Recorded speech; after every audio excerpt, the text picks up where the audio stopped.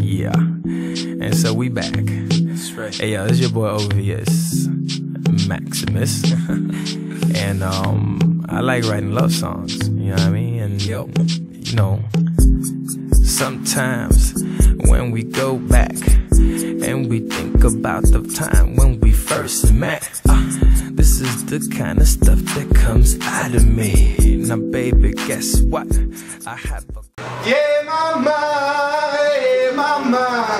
king bara kumba king bamba, king bara kumba king bamba, king bara kumba king bamba, king bara kumba king bamba, yeah, mama, hey, mama, hey, mama, hey, mama.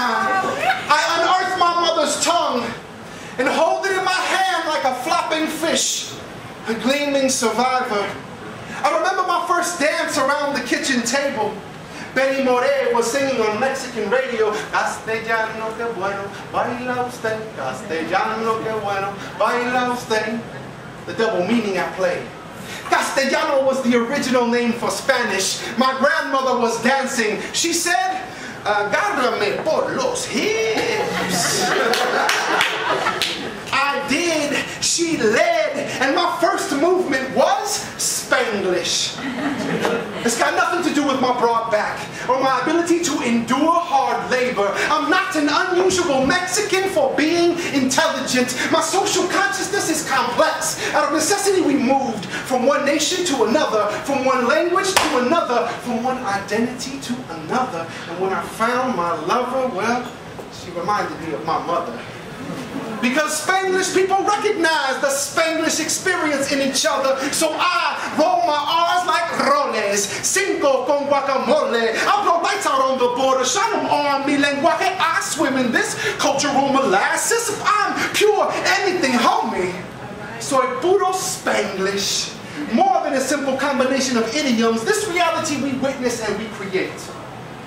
My grandmother never learned to speak proper English, but she taught me how to dance on the hyphen between Mexican, Cuban, American, between roots and assimilation, between congas y trompetas, between corn and harina, until it all looked like one movement. Castellano que bueno, baila usted, the double meaning I play when everything is multicultural, but America remains monolingual. I mean, if everybody loves to wrap their favorite condiment in a tortilla, why don't they call it a burrito? Instead of Chicano or Latino, they refer to us as those people. Those people are always fighting. Gangs. Those people are always drinking. Those people are always having so many babies. Those people can't even speak English right. See, we built a tolerance for ignorance, but it's the myth of superiority that I can't stomach. From Ricky Ricardo to Richie Valens to Ricky Martin, we want to be accepted, but we're too brown for whites and too raro for real Mexicans. I mean, even Selena had to learn traditional Mexican music when racist Texans rejected her rock and roll. Spanglish is unorthodox. No one can understand us but us, outcast mestizos con ride moro y cristiano, gallo pinto con huevo. Buenas noches, criollo. Spanglish is the echo from my grandmother's kitchen. My interpretation of a reality that ignores our contributions. Spanglish is what I do to reflect my mix. But this ain't no new marketing gimmick, no new stereotype. Mixing cultures can be hazardous when reality is black or white. Castellano que bueno, baila usted, the double meaning I play. So I roll my R's like roles, cinco con guacamole. I blow lights out on the border, shine them on mi lenguaje. I swim in this cultural molasses. If I'm pure anything, homie, soy puro Spanglish.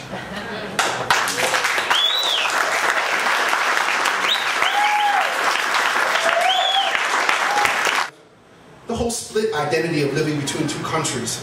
It won an award, the Penn Oakland Award in 2003. This is my CD. It's called Chicano Messengers of Spoken Word. It features me, Mark Binate, and Amalia Ortiz, who is also a deaf poet. I have them for sale. I'm going to do my one last poem from Michael.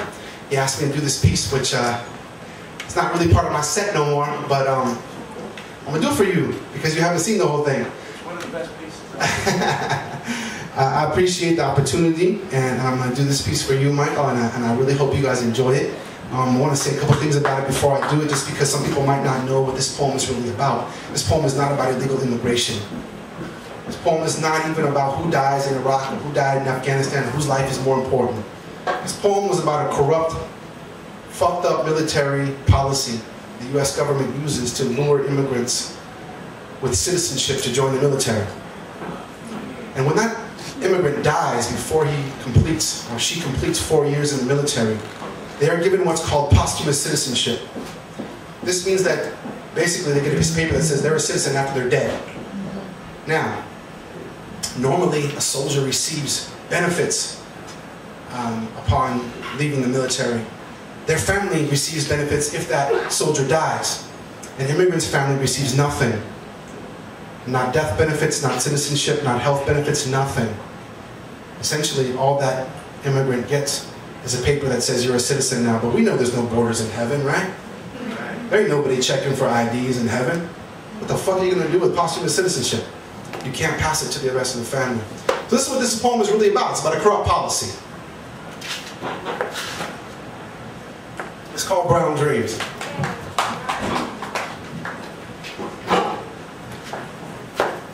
This is a true story about a brown dream sinking to the bottom of the Tigris Euphrates. This is a brown dream. It was Francisco's last night out with his friends. The three of them on their way to see the latest sci-fi movie. They were driving, a stereo jockeying the latest top 40 rapper, because that was all he listened to. But it didn't matter. Music was only part of the setting and not the motivation for late night brainstorms about how to make money, or how to escape the feeling of being left out of a dream so many painted red, white, and blue. But his dream was brown. Brown as his skin. Brown and impure. Brown as Eve's apple after she took the first bite. Brown as the everlasting blur of African Indian and English moving through the forest of this continent 400 years ago, before it was known as destiny, before it ever heard the word immigrant, beaner, spick, stupid, dirty Mexican. He is 18. He's in San Diego, Topeka, Buffalo, Oakland, California. He wants a piece of the American dream. Francisco wanted a college degree. He wanted to be a professional, a stockbroker, or FBI agent, because those were the jobs with the most power. If he could have been a rock star or a superhero, there would have been no need to enlist. But he had to be a U.S. citizen if he was going to make a living like them.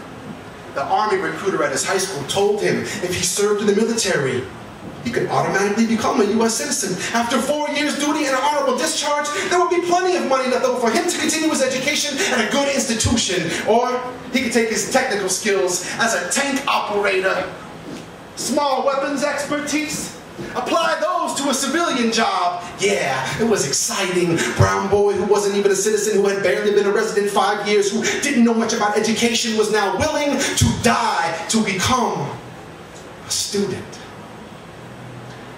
1 year later, he was working on a tank unit fighting in Iraq. Francisco heard this was the second time the president had invaded this nation. They were driving in the desert. They were taking fire, swerving. The tank lost control and headed straight into the river.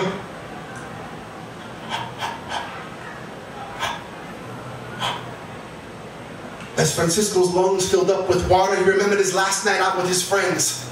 How his mother had wanted to cook dinner for him.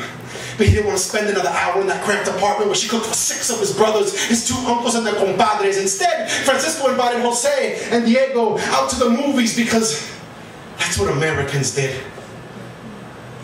Now his soul is an ancestor in the Euphrates. Chicano blood mixing with Arab soil, returning to the Garden of Eden by way of the U.S. Army, same way it had come. Only now he would finally receive something he had been promised, an officially sealed envelope on top of old glory. Citizenship had never been earned so graciously, even if it comes posthumously. Why don't they extend it to the victim's family? The reality of the American dream is dirty. Why should Chicanos have to die to earn the approval of this society? This is a brown dream. Brown as the bus riders union. Brown as gasoline. Brown as the Tigris, the Euphrates, the Mississippi, and the Rio Grande. Brown as coyotes. Brown as the blood-soaked sands of Iraq and on the ranches of Arizona border vigilantes. Brown. Brown. Brown as affirmative action in the military, but not the university. This is a brown dream. Thank you.